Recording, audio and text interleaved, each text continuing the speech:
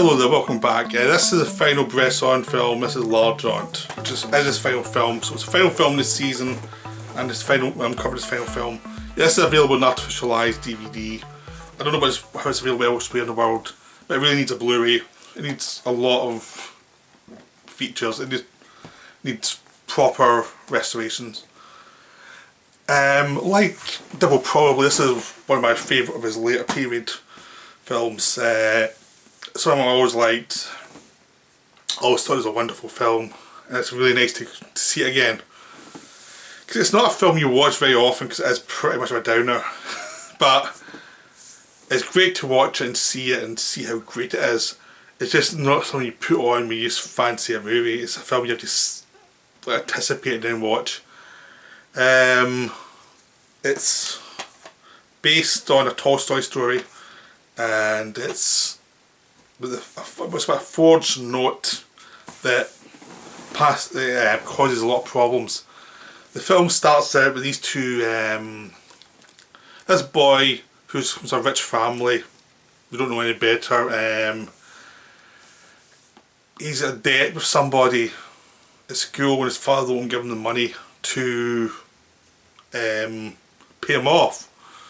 So he goes to a friend who says, well, you can try to pass a forged note and get the change, and I'll give you the money to actually pay this guy off.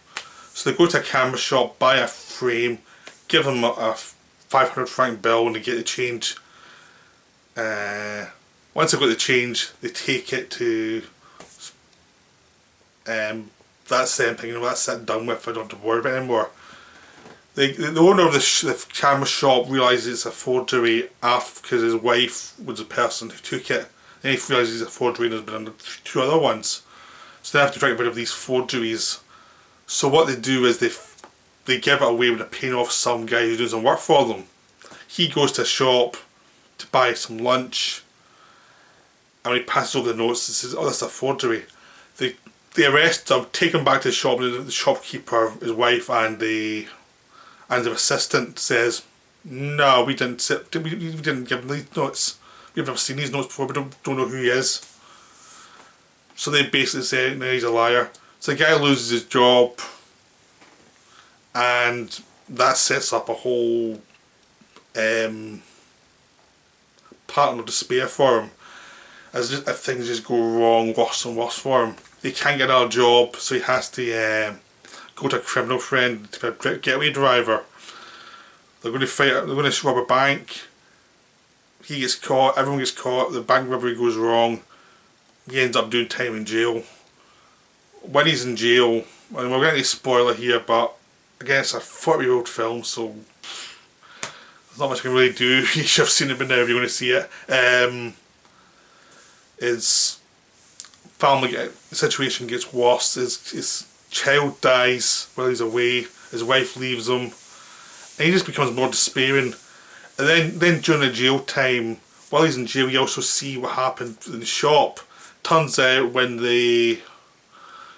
because the guy the assistant lied for the shop owner, he saw that, yeah, everything's corrupt, why do you bother doing the right thing? So he ends up stealing from the shop owner, getting caught, getting fired, then coming back and stealing from the safe, and becomes like a criminal. You think this is a much better life than then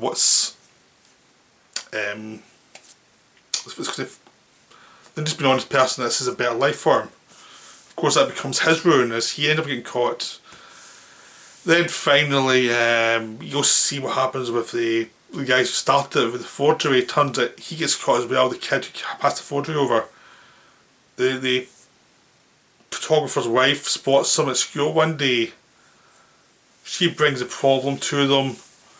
The mother of the boy comes back and pays her the money, which they passed off to someone else and causing problems. So at that point you never see the boy again. It's like almost like, well, they're the only people who actually behaved decently, they gave the money back. The shop owner kept the money and it ruined someone's life. After his safe gets stolen, his life goes to hell as basically bad luck follows him, and other people come who are like competition for him, and that wipes him out. It's almost like he's been cursed by his dishonesty. And it just becomes this downward spiral of all these people because of these one set of forged note just causes this havoc for everyone's lives. So the guy who received the note, who was an honest worker, wasn't too intellectual, he just did his job, went home, worked for his wife, tried prayed for his family.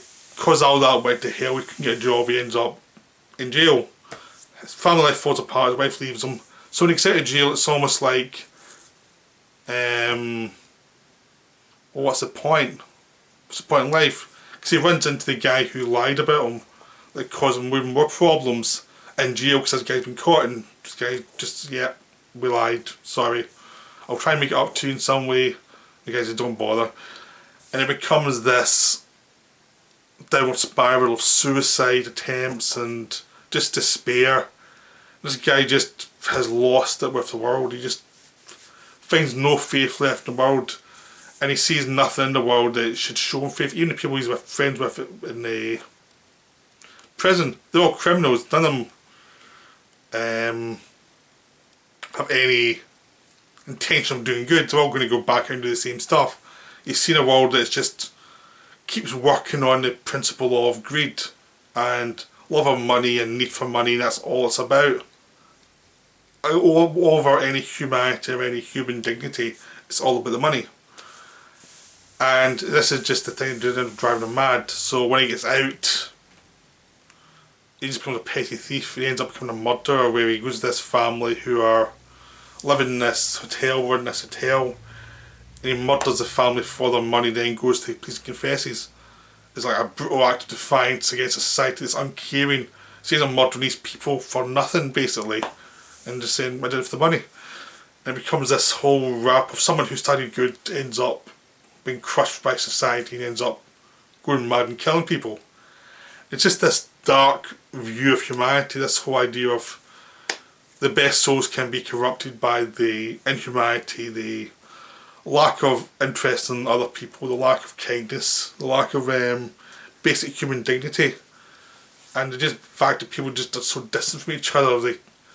There's no sense of cause and effect, there's no sense of right and wrong, like this will cause and effect in life, I should stop here. No responsibility, no one going to the police saying, this guy gave us forged notes, this kid gave us forged notes. No, they actually just pass it on and pass the buck and cause havoc for other people. And it's just this spiral of bad luck and bad decisions. Like, that bad decision makes the assistant greedy for more money than he's getting. He sees, what's the point of being good when no one else is? So it starts at the top and the all goes all the way down, and it causes more havoc. For the further down you are society, the more havoc it happens to you, because the people at the top don't pay for their sins. The kid didn't pay for his sin, his mum pays him, mum pays it off. The guy in the middle class job, he ends up being part of the sin and pays for it with his business. But he's not going to die or anything, he lost his business, he has to go and do something else. The guy at the bottom is the one that pays for it. He just ends up going mad, he just loses all sense of reality, all sense of life, all sense of the ability to see any hope in life. Because he loses his wife, he loses his child, there's no point anymore. He ends up becoming a friend with the people he ends up killing, and seeing how dysfunctional they are. There's a family that has suffered loss and is now barely surviving, and it's like a horrible life for most of them. So it's almost like a mercy killing, but it's not, because you see the killing, it's brutal, it's horrible. These people die in horrible ways, and it's, even though you don't see anything, just see the aftermath, it's like, oh my god, this is just disgusting. And it's done by someone who you've had sympathy for. Even in a Bresson film, he suffered so much loss, you do have some sympathy, even though how blank he is, you're still seeing this like completely unfair, and then he does that, and it's like, there's no hope, it's just devastating. It's just a wonderful film about the casual depths humanity falls to, because everything's done casually. There's no melodramatic, oh my god, this has happened throughout the film as things go wrong. It's just like, this happens, this happens, this happens. There's no spikes of emotion, it's just that they have to deal with it. But Bresson keeps everyone flat. but you're still feeling the effect of it. It's still a horrific thing. And you're seeing the connection between people and the actions, and the lack of remorse, the lack of dignity, the lack of decency throughout these characters as they go through their lives. It just, there's just nothing there. And it's a real shame upon society that this is happening.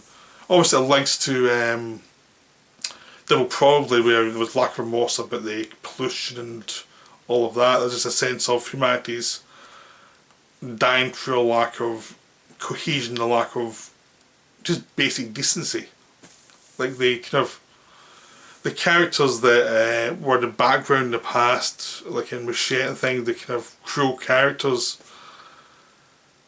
they sprinkle through life who are selfish. It's almost like they're dominant and they're just suppressing any good in society now. It's just almost like they're just all there. And instead it's just really Bresson showing, like, this is systematic, this is humanity systematic, this is what humanity is actually like. No one gets a break, but no one cares about other people. They just like, how do I survive one situation? No matter how much you like someone, it's like, I'm not going to suffer for them, they're on their own. It just becomes this constant curse of humanity through the lack of caring of others. It's just, so you're on your own, and that drives people mad. So you see it in Rebel Probably it's driving them mad for the lack of caring of the grown-ups, and this one it's the lack of caring of the peers. Now, there are grown-ups, there's just no care, there's no love, there's no nothing, it's just a real kind of cynicism in daily life that just wears everyone down. And you see the institutions of any institution, and it just never stops. The police don't care who did what, as long as you just push people through the system. They don't care. Even the guy who is your protagonist, he lacks care. Like he's in trouble and ends up going and become a driver for a bank robbery. That's pretty brutal as well. I mean, he deserves what he gets in some ways for that, but then life just is more cruel to him as it goes on. So it's like push-pull. He's inflicting some of this on himself, but he's also all started with something he was innocent of. So there's no one that's innocent in this film. Everyone has made mistakes, but it's just this sense of people just do not pay attention to others. They don't say, no, this is not a good idea, I shouldn't do it, this will hurt others.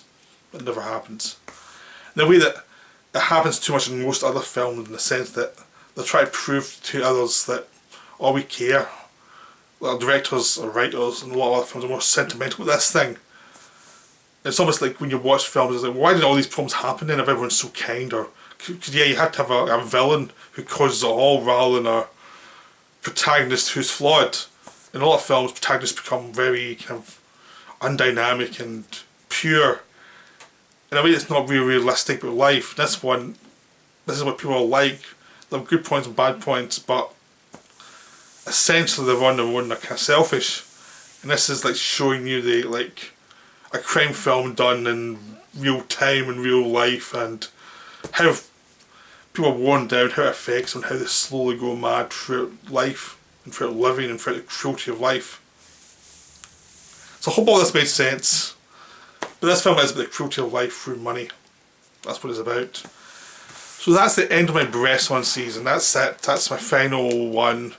I hope you enjoyed all of them I've done. So I've been doing this for feels like 6 months now, I think. It's great to watch them, it's great to talk about them. But I'm kind of glad I'm moving on to another director now, because I think if we watch any director at a certain point, no matter how good it is, it's like I'd like something different now. But Bresson's amazing though. Bresson really is amazing. I would recommend trying to see any of the films I've covered, even the weakest ones. Still beautiful, still wonderful films. But I will be going to other subjects after in the autumn basically. So I hope you enjoyed this. I hope you go and watch the films, but also I hope you come back in the autumn and see these new other directors I'm going to talk about. So I'll see you then. So I'm back in a few weeks. Okay, bye.